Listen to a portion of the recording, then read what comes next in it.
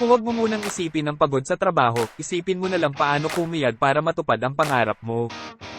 Ang trabaho ay hindi lamang isang paraan upang kumita ng pera, kundi isang paraan upang ipahayag ang iyong sarili, magbigay ng halaga, at makipag-ugnayan sa iba. Ang pinakamahusay na paraan upang simulan ang iyong araw ay magpasalamat sa lahat ng iyong mga biyaya, positibo na mag-isip, at magbigay ng iyong pinakamahusay na pagsisikap sa lahat ng iyong mga gawain. Ang paggawa ng isang bagay na mahal mo ay isang regalo sa iyong sarili. Ang paggawa ng isang bagay na mahal ng iba ay isang serbisyo sa mundo.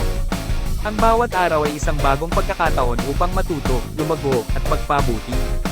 Huwag hayaang ang mga pagkakamali ng kahapon ay pigilan ka sa pag-abot sa iyong mga potensyal ngayon.